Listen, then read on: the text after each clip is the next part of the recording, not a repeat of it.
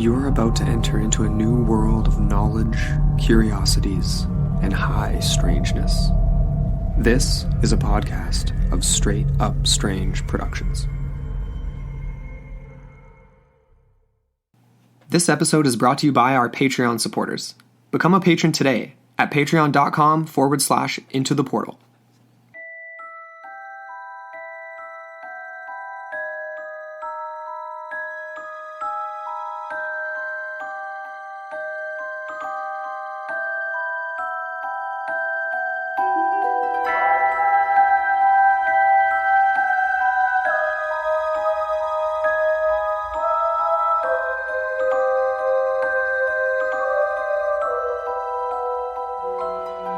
Hello, and welcome back into the portal. I'm Amber A. And I'm Andrew McKay. And we've got something special for you guys today. Yeah, we do. Something we've never done before. Nope. And it all has to do with an upcoming anniversary we have. But basically, we are taking a look at our top 10 episodes from the past year, all because of you guys and all of your patronage and listenership. And we're going to do some trivia. Yeah, top 10 trivia. Woo! So we're going to test not only our own knowledge of things we've researched, but we also want to kind of test your guys' knowledge too. Yeah. So we were hoping that maybe you guys would want to follow along with this little trivia game show thing we're going to have going on here on Into the Portal. And if you keep your tally and send us a little picture of yourself doing it or video or whatever the hell you want to do, we'll hook you up with some stuff. We're very curious to see if you guys actually remember more than we do when it comes to our episodes. Being well over 100 episodes now, it's actually pretty hilarious when we started writing some of this stuff where we were like, yeah, I can't remember some of this. I can't remember what happened in Baikal. I can't remember what happened here or there or wherever. Like when you were doing the questions, you mean? When I was just looking over episodes, I was like, what happened to Cambyses again? Because just so everyone is clear on this, we are going to be doing one episode per person. So I'm interviewing, questioning. Yes. You're in the interrogation room. I feel like I am. Into the Portal's interrogation. So I'll be doing the 10th spot. Andrew will be doing the 9th spot. And every week we're just going to go up the list. So until we get to the top episode of the year, we're going to keep you guys guessing too. So follow along. And it is, I guess, what do you call it? We have no way of policing this. So it is... The honor system, It so to is speak. the honor system. That's It is indeed. the one that is kind of rare these days. I mean, if someone really wanted to go back and listen from beginning to end episodes that we're doing trivia for and write their answers down, then you know what? That's due diligence, and we'll give you some stuff for that too. But I think, honestly, I have a good feeling that people are going to remember a lot about our episodes. So I'm curious to see if you guys... what the tally is on a questionnaire here. I'm curious to know how much you remember. Yeah, me too. Or just to find out how much you remember. So we're going to start with round 1, number 10 on the docket here. None other than the infamous story of Charlotte Brown, abducted. Okay. Yeah, so those of you who are unfamiliar with this subject, you can always go back and listen to our full episode. It's called Abducted, the Story of Charlotte Brown. And then you can listen along and try your hand at some trivia here. So Charlotte Brown, I guess my first question before we even get started is, do you remember this episode? Any impressions? Yeah, so I of course I remember the episode, and I remember definitely bits and pieces about Charlotte Brown and her original story. The thing is like, I need things to jog my memory, so I'm hoping that some of your questions will help with that, because I definitely don't, right off the top of my head, I'm not remembering the details of Charlotte's abduction, or abductions if I'm correct, but let's, we'll see how I do here. Yes, okay. So before I go ahead and ask the first question, just to jog everyone's memory a bit, this was actually a Canadian story. And the basis for most of the research was from a episode of CBC's Morning Star. And it was an interview with Charlotte Brown. Right. Also an alias, not her real name. And yeah, we just kind of unraveled the story from there. So, Charlotte Brown was a young woman when this initially took place. I'm not going to say her age, not going to give anything away. But I am going to ask you, Andrew, do you remember when her initial abduction took place? And bonus point for correct location. Okay, So good question. So I do remember that she was quite young during this first encounter. I want to say she was 9 years old, and that it happened outside of school, on the way to school. And I think I'm misremembering that though. I'm almost remembering that it's nighttime in her bedroom. I'm going to say 9 years old and nighttime at her house. I'm thinking year though. Do you remember the decade? The decade. And do you remember the location? 19... Because I don't really care how old she is. Right, okay. 1977, I'm guessing. Couple decades off there. Oh my God, are you serious? Okay, let's just scratch me off at 0 for that first question. Well, and location, any stabs at it East there? Coast of Canada. You have to get at least the province. Yes. Nova Scotia. On both accounts. Pathetic. Yeah, so you said 1977. The correct answer is 1947. And it's in Muskoka, Ontario. Yes, that was the initial abduction. 47? You Wow, were same year as like Kenneth Arnold stuff. very similar, yeah, very close in the time frame there. Interesting. Okay. You All were right. very you're right about the the time of day, I guess. It was at night. Okay. It's kind of, sort of. All right, so All we right, got all right. no bonus points and a big old X for question 1. All right, question 2. Charlotte had a very intimate encounter with beings that she discovered in a nearby field next to her home. What did the, quote, aliens do to Charlotte in that initial encounter? There's 5 things that she described in the episode that we kind of listed off. If you can get any one of the 5 or all 5, you have a chance to get 5 points. Okay. So go back to that initial, it's in the farmhouse, it's late at night. Do you remember any of the specifics? I'm really digging deep in my memory banks here. I know, I had to too. When I was doing that. I was like, damn, I don't remember this. I think the tough thing about this for me is because it's an abduction case, and obviously we haven't covered a ton of UFO stuff, but we've read a million UFO things, and my brain is being flooded with UFO stuff right now. So, all right, well, give me your best guess. okay, so Anything at all. the one thing I remember is that they communicate with her, I believe, telepathically. So there's no, they're not talking to her. Mm-hmm. She ends up on a table, but doesn't want to. Like, they convince her to go into the ship. They force her telepathically to go. And then she ends up, I'm remembering something to do with an ironing board. Maybe that was just the shape of the table she ends up laying on. And then is examined on a table. So spoken to telepathically, examined on a table. That's all I got. I cannot remember the rest. I don't remember the questions she asked. You kind of got 3 out of 5. They also actually took scrapings from her arm. Okay. And they also inserted a long needle-like probe at her navel. And all this was while she was forced telepathically against her will to cooperate. Yikes. All right, I'll give you a couple for that. You're not getting the full 5. Yeah, no, I wouldn't give myself anywhere close to the full 5 of that. All right, well, question 3 here. And we're just going to get harder and harder, just so you know. No, I'm just kidding. Okay, so there was one other thing that the alien beings left with Charlotte. Something that remained inside of her for a number of years, only to be violently emitted one day. What was that object? Okay, I can't remember exactly what it was, but it was something like a small piece of metal. I remember she ended up keeping it in her bedside drawer for years and years, that her kids played with it or something like that, and then it ended up going missing. It was some sort of a tracking device. It was like a metal object. That's my guess. Metal object. Okay, I'll give it to you. She's described it as like a metal burr. A burr, okay. Metal burr. Yes, I got one. I legitimately got one. Yes. Do you remember, sorry, did you say how she lost it? Oh, she sneezed it out, I think. Okay, yeah, bonus point. Yes, awesome. Okay, moving on to question 4. Physicist / ufologist Stanton Friedman acknowledged that Charlotte's story closely paralleled many other abduction stories. Most obvious was the description of the alien beings. How did Charlotte describe them?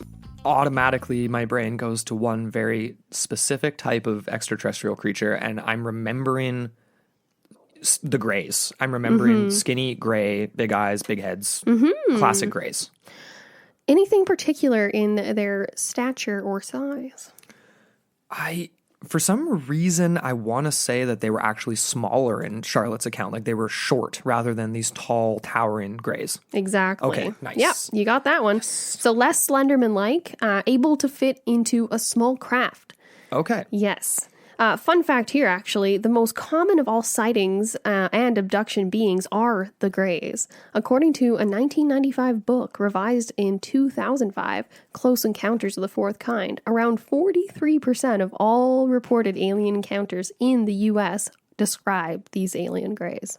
And I'd just like to point out here, as a fun side note in this trivia episode, that fact is pretty strange and fascinating in the context of people who believe that this is just sleep paralysis. Because if everyone's having the same thing, sleep paralysis, you're not going to see the exact same creature. It's not going to be described exactly the same way. People read different books, different influences, different movies, different stuff. It's not going to be the same. That's weird. That's where it's kind of like, yeah, you can almost argue both ways, because if something is so similar and is being experienced broadly, if it's something that's in the cultural zeitgeist, you can explain it as that kind of, like everyone, it's in the canon, everyone's familiar.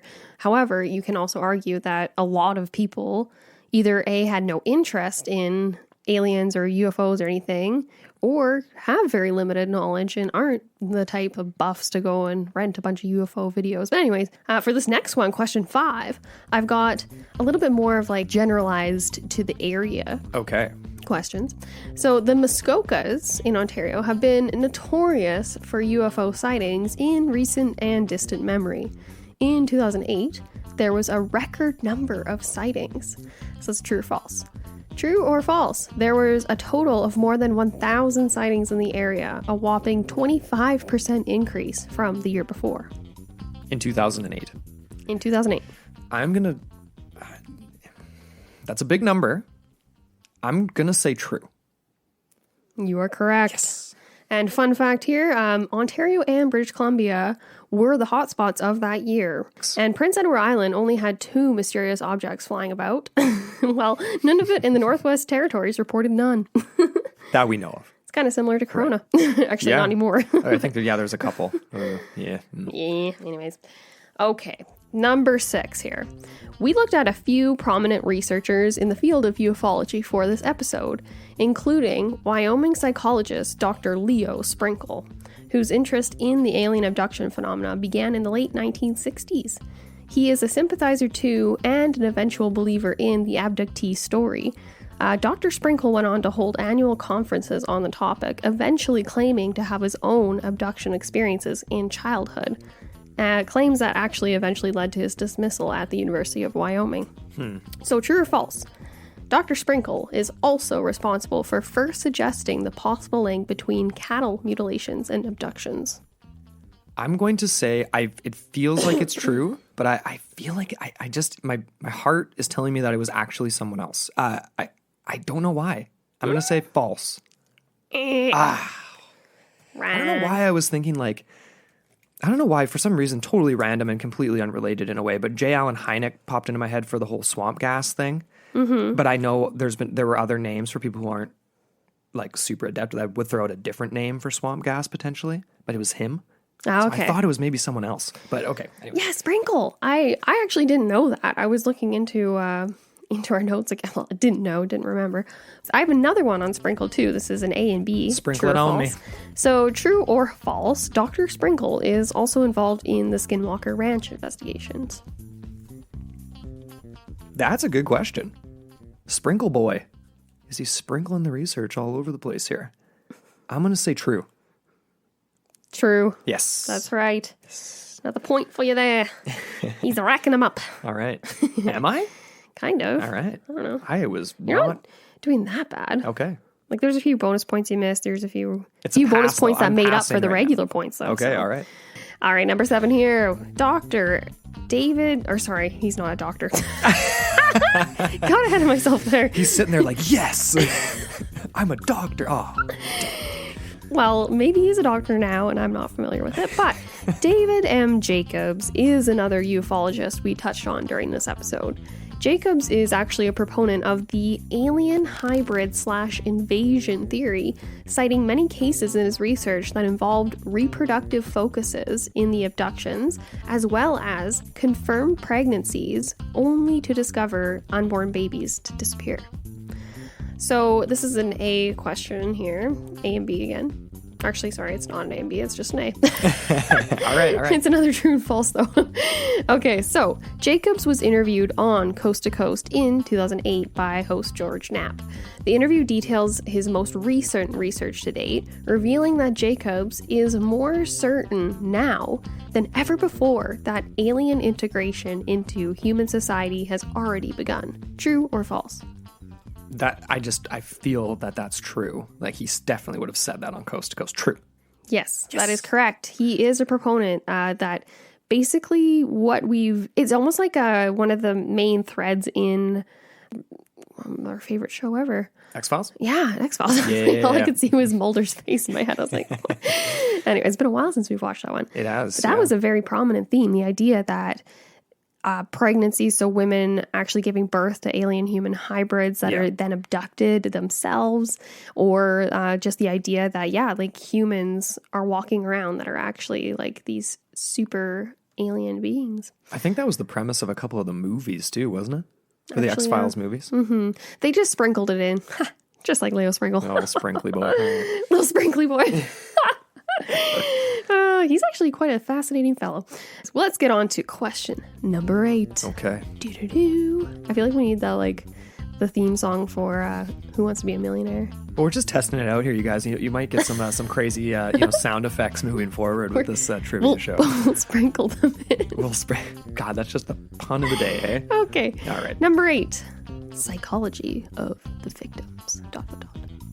In a Harvard study of abduction victims by psychologist Dr. McNally and team, there were 5 distinct similarities in the psychological makeup of abductees.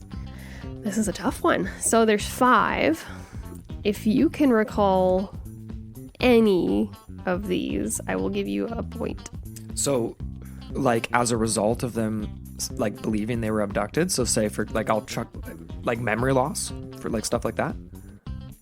Would that count as one? Would that be one? No. This is more like psychological similarities, not really resulting from their experience per se, but could have potentially, because they were all studied afterwards, obviously. Gotcha. However, it's more so like generalized Right. psychological factors, and you actually already mentioned one. So, sleep paralysis? That's one. Yeah, definitely. Like paranoia? Paranoid delusion? Schizophrenia? No, actually. They're a little bit more normal than that. Okay, like more commonplace. Mm-hmm. Jeez. But at the Depression, same time, stress? actually, Like- think of that chick from Mars Attacks that's like all like, exactly. She's sitting on her car. When Like baked? Drug users?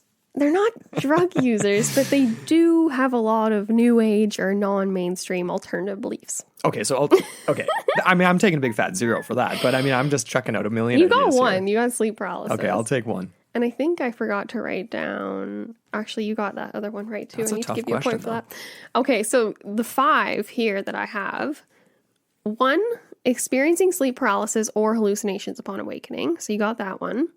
2, a tendency to recall false memories. Example, like recalling things that have never happened, including words, items, sentences, experiences. Right, okay.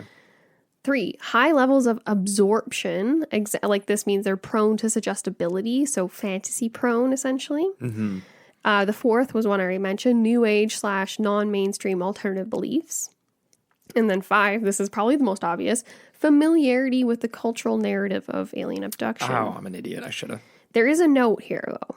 And this was a quote from the article as it was it was not reviewed, but it was kind of synopsized in Psychology Today. Okay. And it says here, all of these studies of alien abductees, in brackets here, or quotes, were carried out after they had their abduction experiences. So it's difficult to know whether these 5 traits are consequences of the experience or were, as McNally suggests, factors that led individuals to interpret rather earthly experiences such as sleep paralysis or hallucinations as evidence of abduction. End Right. quote. So there's kind of like it's the chicken or the egg. Yeah.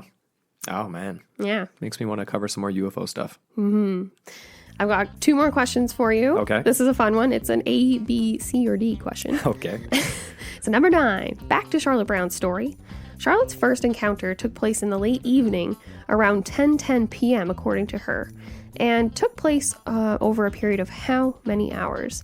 So A, 1, B, 3, C, 4, or D, 6. I am going to go with C. 4 hours? Yes. 4 hours. B, 3 hours. 3 hours. Okay. Pen doesn't work. Okay, there we go. All right, I got one more question for y'all. Okay. Charlotte's next encounter occurred during the daytime. At age 15, Charlotte described how the being was much shorter than she was, at approximately 4 foot 3 inches tall. Where did this encounter take place? So this one, as if my memory serves me correctly, was I'm picturing outside of a fence, outside of school, like it's right outside of her school, elementary school, during the day. Yeah, by this time she was like 15, so she was in like middle school or school. high school. I don't know. Maybe they combine them like we do here. Right. Yeah, you're correct though. Yay. So you got 1 point there. Basically, it was after a half day of school. She was walking home. She recalls sighting the craft about 300 yards away from the original encounter. So kind of curious. It's like, wait a second, is it traumatic memory kind of coming in? But apparently she described how she was beckoned into the craft yet again, Right. but has since blanked out all that happened afterward. Interesting. Oh, Charlotte. And Yeah. of course, the burr is nowhere to be found, so we can't study that or anything. I know. That was one of the things, too, when I was going into some of the details for this episode and some of the research and because there was definitely, we brought in a lot of like more skeptical approaches and analysis. And yeah, there was this one website in particular, research team that was kind of trying to study evidence of abduction. So like objects that people say have been implanted in them. Yeah. And they were pretty scathing, and they were saying how essentially all of their efforts were met with resistance from the abductees, and that they were even met with such logics as, oh, well, the aliens are too smart ever to let the evidence fall into our hands, and other such nonsensical things like that. So I remember that was something that I was kind of like, oh, I felt like Charlotte was very genuine, though, in her story. What did you make of that? From what you remember, at least. Thinking back to the interview, yeah, she seemed to be one of the most genuine. Not to say that there's a scale of genuine, disingenuine with abductees. Like everyone has their own sort of way of telling what happened to them. But she definitely seemed to be like she had come to terms with it, like doing that interview, and that it was something that had actually happened to her, a traumatic experience. But that's the thing. It's like it always comes back to the idea of, sleep paralysis and these types of things. Like, did it actually happen? But then in that sense, too, you could tie that in on a paranormal angle to the idea of UFOs and these types of abduction situations and encounters being not otherworldly, but interdimensional. And in that sense, sleep paralysis might not, it's sort of, it's on a line between like a real world description of what's happening, sleep paralysis on the science side, and like maybe something else, like, you know what I mean? Crossing over into different realms. Yeah. While you're asleep. Yeah, it's interesting because she definitely told her story to, is it Peter Growski from CBC Morningside? Much later, so it was in the 80s. It was like 86. Which I think is why I thought 77 for some reason, because of the interview. Yeah. And it had that very like velvety, fuzzy sort of radio quality to it. Yeah, I love listening to old stuff like that. Yeah. So that was 10? That was it. How did I do then? Okay, let's add it up here. Hopefully, I got them all. So 1, 2, 3, 4, 5, 6, 7, 8, 9, 10, 11, 12. So you got 12 out of a possible 16, 17. So 12 out of 17 possible points. Okay. That's not bad. Not too shabby. It's a passing grade. I think it's a B minus. I'll take that. Are you ready to get quizzed? No, I'm not. But this one, I hope, this wasn't too long ago. What are we talking about for this one? So for the 9th spot in our top 10 episode list here, we are going to be doing some trivia on El Chupacabra. I'm just going to grab the point tally sheet here. Okay. All right. Well, okay. I'm shooting blind, I guess. Shooting blind. Oh, dear. This is going to be interesting. Okay. So, of course, I mean, you guys all remember El Chupacabra. So one of the most iconic cryptids, really. I mean, Loch Ness, El Chupa, Thunderbirds, like they're all up there. Mothman, Jersey Devil, like one of the most famous, well-known. People who aren't into cryptozoology will know of El Chupacabra. Yes, the goat-sucking nightmare. There you go. So you actually, so this scale of questions here, 1 to 10, goes from easy to hard, I think. I mean, there's a few sort of like jumping around in between, but you've actually already sort of gotten part of a point on this first question here. Sweet. Starting off easy. So for everyone listening out there, this is a 2-part question here, so with a bonus, I guess. What does El Chupacabra translate to directly? And name 3 other animals it seems to enjoy killing. Well, the direct translation? El Chupacabra. Is it literally the goat sucker? It is. Okay, that's what I thought. But it's not only goats. There seems to be, I would say dogs is a safe bet. Yep, that was one. Dogs, pigs, Yeah. sheep, or llamas? Technically, neither of those were listed. I'll give you one more try. Cows? Cows. Okay. All right, I'll give you 2 points for that first one. Easy peasy. We're easing it. 2 points. I'll take it. Okay. Question number 2. The El Chupacabra phenomena seems very modern, but could in fact go back much further. When did the El Chupacabra phenomena really take off? Which decade did it take off? I think, I'm pretty sure it was the 90s. Because there was some movie that came out too, wasn't there? Ding, ding, ding. It's like 95 or The 96? 1990s. Boom. Correct. Sweet. For a follow-up bonus point, there was an alternate date as a possible first Chupacabra encounter. So, when was the first possible El Chupacabra attack recorded? Was it A, 1971, B, 1993, C, 1540, or D, 1955? I'm guessing D. It was C, 1540. What? Where there was, I don't actually have the name pulled up here, one of the early way. Spanish conquistadors claimed to have some of his Crazy. livestock for his soldiers attacked by an unknown creature. Cortez or... Yeah, something like that. Around Alvaro 1540. So we got one possible point there. And 1 X. Okay. You ready for number 3? Yes. Kinda, sorta. Sure. I'll take it. Okay, question number 3. We all know that El Chupacabra is an oddly shaped creature, resembling several different animals all at once. What 2 living things were most prominently used to describe the physical abilities of El Chupacabra?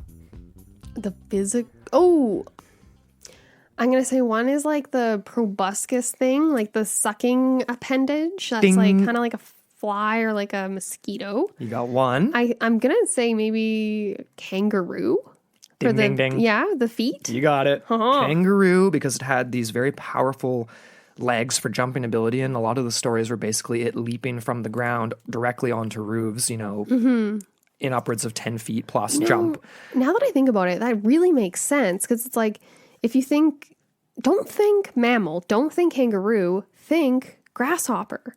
Yeah. Right? Instead. And then it makes more sense. I guess it's because the reason they said kangaroo is because it seemed to be bipedal, whereas a grasshopper is kind of like on all fours jumping like laterally, whereas this was like seemed to be a bipedal animal, which is again going back to the original episode. You guys should listen if you haven't. The idea of mangy coyotes and stuff being proposed doesn't necessarily add up to people claiming to see things walking around on 2 legs and because hopping. that's exactly not a thing unless there's some sort of mutated kangaroo in Puerto Rico. Maybe it was an owl.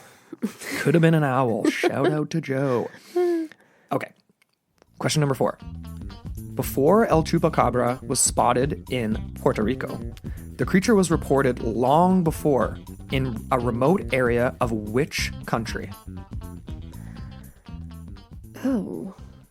The U.S.? No? Okay. Okay. There was a bonus point for that too. Yeah. Do you want to just try one more time? I'll give you a hint. It's a South American country. Chile? You got it. Oh, Chile. And specifically the Chilean highlands. right. So, Okay. That sounds vaguely I might familiar. give you like a half a point there. It's kind of coming back, yeah. So basically, but a 0.5. the struggle, yeah, you get a 0.5. The struggle, though, with that, of course, was the idea that the Chilean highlands is one of the most similar terrains on Earth to Mars, and there's not a lot of things to eat and live off of out there.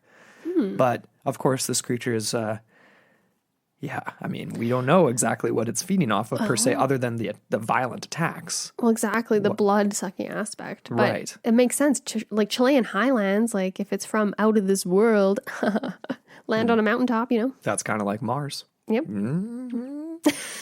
Okay, that was number. That was number 4. Okay. Okay, we're halfway through here, and you're actually doing really well. Not struggling too hard yet. So we're getting into some of the nitty gritty here. So attacks. All right. Attacks from El Chupacabra are very, very strange. And when investigated, it was discovered that the creature seems to target specific areas. Where exactly does El Chupacabra typically attack on the body? Think back to one of your earlier answers. Yeah, the physical ability, I feel like it's the neck, but I feel like the back of the neck? Ding, yeah. Yeah, Ding, the front of the neck? the back of the neck. Okay, yeah, that makes sense. All right. I feel like there was that one attack too. I'm trying to, like, some woman was clawed or something. Yeah, she was scraped up on her arms and stuff. It was a young girl, I believe it was. Oh, okay. Yeah, that was in the 70s, I think. In the 70s? I Yeah. thought this was a 90s thing. Whoa, we talked okay. about accounts from all From over earlier, the place. hey? Yeah. But I will give you that. It was on the back of the neck because it seemed to be using this, the proboscis-like blood-sucking tube to get right in there. Nice little blood straw. Okay. This one's a little harder. I'd like to think that it is anyway. Number 6. What unusual aspect was discovered about the bodies of El Chupacabra victims? Unusual aspects. Well, they were bloodless. I'll give you a half point, but that's not what I was looking for. There was one really specific. Obviously, the thing's a bloodsucker, so we know that. But there was really specific, strange aspect. What about the goo, like the saliva on them? No. What is Okay. it? What is it? They did not go into rigor mortis, Oh, if you recall. that makes sense. Come on, give me a quarter point at least. I'll give you a half point there. Rigor Fine. mortis. Oh, what am I, a coroner? Is that actually true? Can you you can't get any of that without? I mean, we don't know if they were entirely drained of blood. I mean, that's just how the moniker goes, right? Like nobody actually looked to see if there was 0 red blood cells left in any of these animals. That didn't happen. Just any blood at all. It was clearly just at plasma, any of that, right? Right. Red blood cells are just a part of blood. Would just need to be drained of blood. But you'd have to be drained of all your blood. You would. And for me, when I heard that too, it's almost like the classic urban legend where it's Right. you never know how accurate that really is. Was there, we don't have coroner reports, right, from all of these attacks. Very true. That would be nice. If anyone has those, just send them our way. We only had a few. We had the ones from specifically just from veterinarians. Yes, from some of the earlier attacks, but it was from otherwise- cats. Yeah, cats. Number 7. Ready? What other paranormal phenomena has been linked or associated with El Chupacabra? Bonus point if you can state the event itself. What other paranormal phenomena has been linked or associated with El Chupacabra? I feel like it's UFOs. Ding. Yeah. So that's part of it. And so bonus point for the event itself associated with El Chupa. That was really specific. And this was like in Mexico or? In Puerto Rico. In Puerto Rico. That's a big hint, by the way. The Anyone Puerto else Rican Day listening? Parade? We just want to get home and unwind. I don't know. Don't know? Yeah. So correct on the UFOs. So ding, ding, ding. Yeah. And then the bonus point was the 1975 Mocha attacks in Puerto Rico, where there was vampire-like attacks on livestock, very similar to El Chupa attacks, Okay. in direct association with UFO sightings over the city. Yeah. Mocha. Yeah. The Okay. Mocha vampire attacks. Interesting. All right. Okay. Forgot that one. You got 1 point there. I'm still I'll give you a passing point. though, right? Oh God, yeah, you're murdering me right now. This one's funny. I think this was my favorite one to come up with. All right. I think you'll probably nail it, but we'll see. Okay, everyone listening, this is a fun one. So, number 8. The bodies of all kinds of animals have been misidentified in the search of El Chupacabra. Which of the following is not one of those misidentified animals? A coyote. B, an alligator. C, a raccoon. D, a fish. Or E, a dog. I'm gonna say the raccoon. Really? All of these animals have been identified as potentially chupacabra bodies except for alligator. Literally, there's been a large fish body that was brought in and analyzed as a potentially a chupacabra body, a mutilated chupacabra body. Yeah, alligator is the most obvious, but I was kind of thinking, I was like, well, but if you had like a weirdly decomposed. I know, right? That's why I thought it would throw you off. I thought the alligator was what was going to, or the fish was going to throw you off. Fish.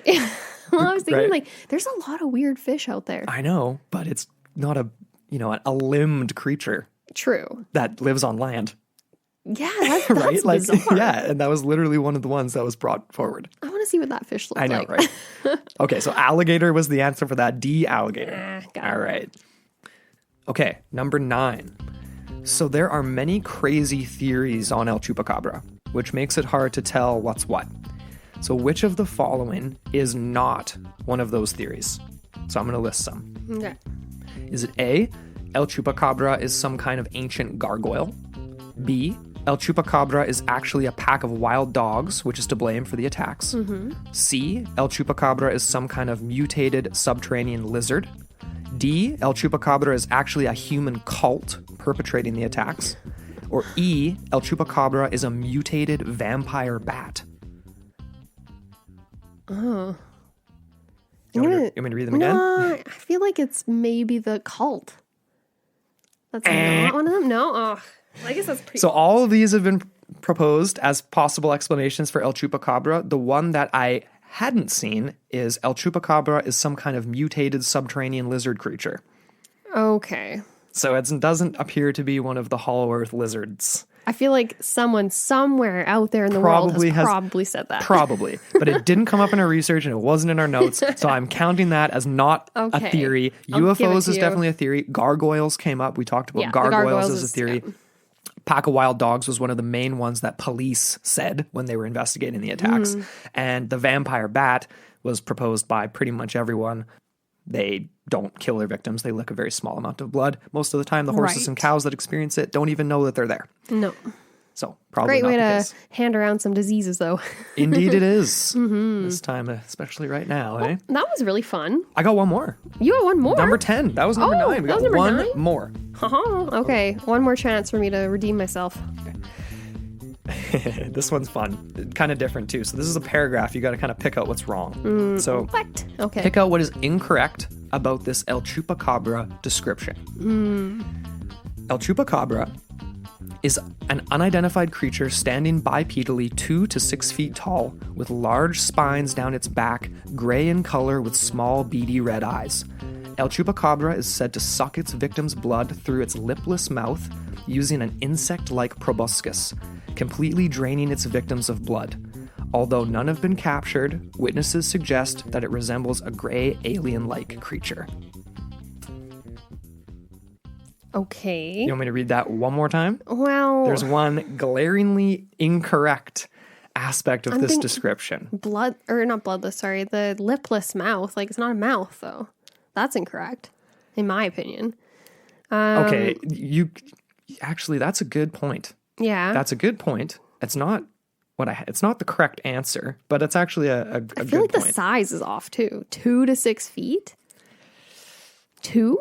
Yeah, it's 2 small. feet? That's the range. So that is Right. correct. That's correct. The color. Give I it don't one know if more the color try. Is, what were the spikes again? Would you describe those Want me to as? read this one more time and then Yeah. you can just guess?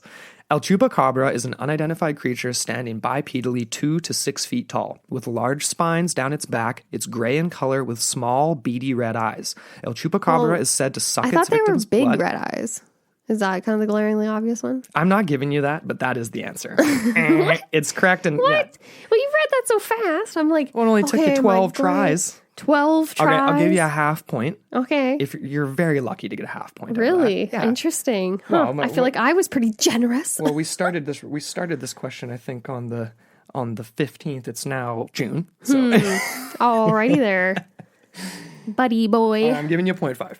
So out of a possible 2, 4, 6, 8, 9, 10, 11, 12, 13, Amber, 2, 3, 4, 5, 6, 7, 8, 9, 9.5 out of 13. Not You bad. crushed me. Not bad. What'd you get again? You got like 12 out of 17? I got 12 out of 17. That's not bad. Now, obviously, We're these aren't basically like on par. exactly the same scoring levels here, so we haven't really dialed in this trivia exactly how it's going to be per se. It reminds me of Beach Day episode of The Office Oh where my it's like, God. well, you gave me a thumbs up, you gave me a smile. I don't know how do you translate these?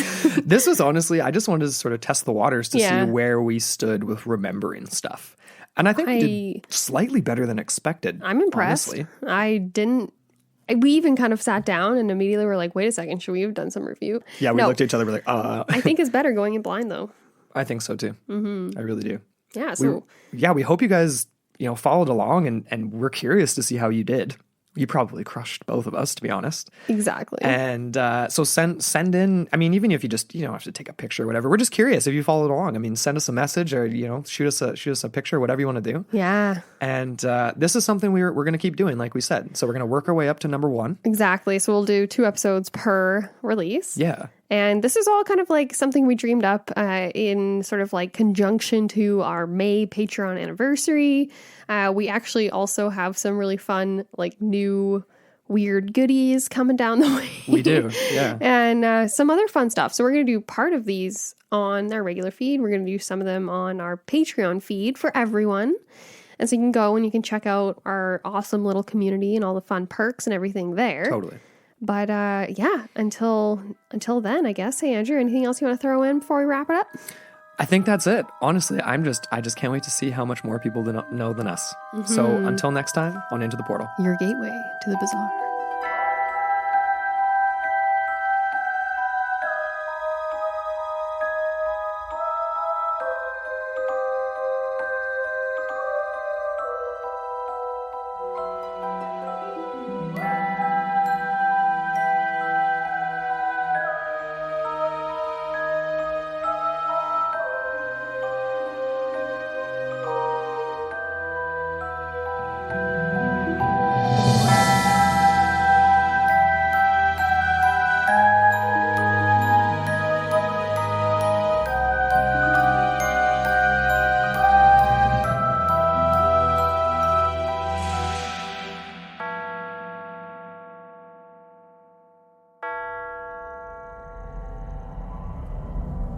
This podcast is a part of Straight Up Strange Productions. Discover more shows like this one at straightupstrange.com.